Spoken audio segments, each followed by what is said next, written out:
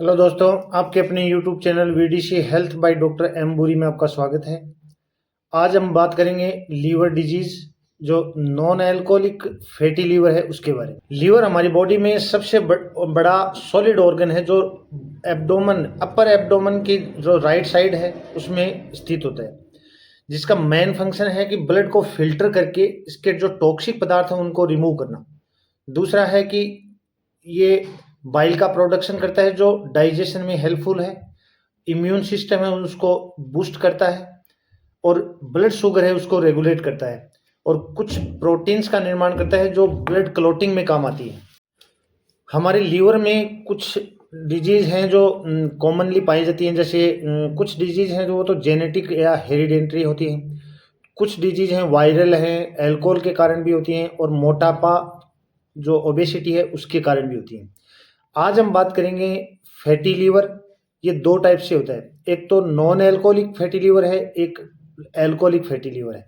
Non alcoholic जो fatty liver है इसमें फैट का डिपोजिशन होता है लीवर में, और ये दो प्रकार से होता है। एक तो सिंपल फैटी लीवर होता है।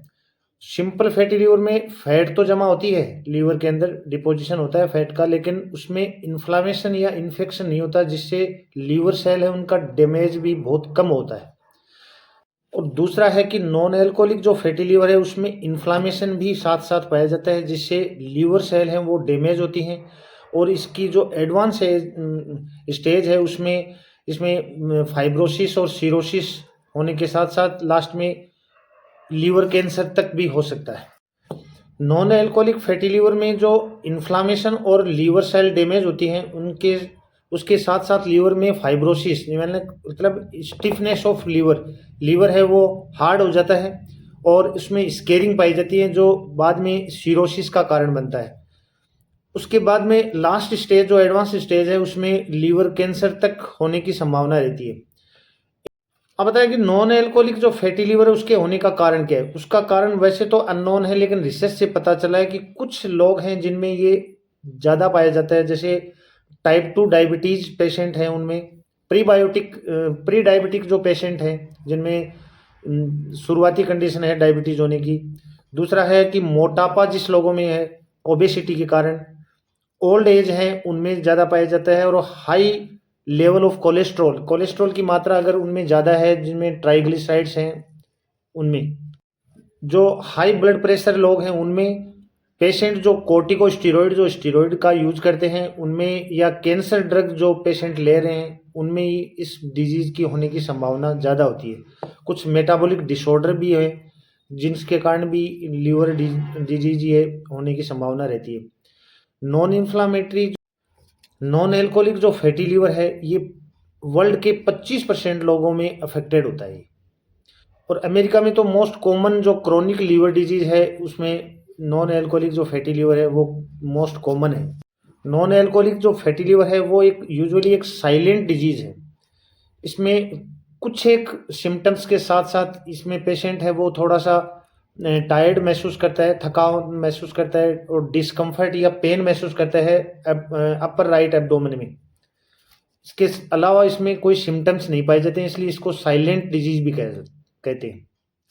इसके सिम्टम्स नहीं होने के कारण इसको डायग्नोस करना भी मुश्किल होता है, इसलिए डॉक्टर्स कुछ टेस्ट के आधार पर ही इसको डायग्नोस करते हैं। मेडिकल हिस्ट्री है पेशेंट की, फिजिकल एग्जामिनेशन करते हैं जो डॉक्टर, और कई टेस्ट हैं जैसे ब्लड टेस्ट है, इमेजिंग टेस्ट है, दूसरा है बायोप्सी टेस्ट है जो एक कन्फर्मेटरी टेस्ट भी कहा जाता है इसको। इसमें डिजीज में लीवर में थोड़ी स्वेलिंग या लीवर का एनलार्जमेंट हो सकता है जिसको हम हिपेटोमीगेली भी कहते हैं। नॉन एल्कोहलिक फैटी लीवर है उसका ट्रीटमेंट क्या करें, तो इसके डिजीज के लिए वैसे कोई अप्रूव्ड मेडिसिन नहीं है, लेकिन डायबिटिक जो पेशेंट हैं उनको जो मेडिसिन है, लेकिन डायबिटिक मेडिसिन से ये विटामिन ई ये हेल्पफुल हो सकते हैं। इस डिजीज के लिए प्रिवेंशन सबसे इम्पोर्टेंट है, जिसके लिए हम कर सकते हैं कि एक ईट हेल्दी डाइट, मतलब अच्छा जो संतुलित भोजन है उसको लेना, जिसमें फ्रूट्स हैं वेजिटेबल हैं अपने खाने में के अंदर ऐड करना, और शुगरी जो ड्रिंक्स हैं उनको अवॉइड करना, सोडा है, स्पोर्ट्स ड्रिंक है, स्वीट टी है, उनको अवॉइड करना। अवॉइड द अल्कोहल को भी अवॉइड करना, keep healthy weight, exercise regular exercise करके अपने वेट को कंट्रोल में रखना, ये इसके सबसे इम्पोर्टेंट फैक्टर हैं। आज के लिए बस इतना ही। कल नए टॉपिक के साथ फिर हाजिर होंगे। तब तक खुश रहो। Thank you.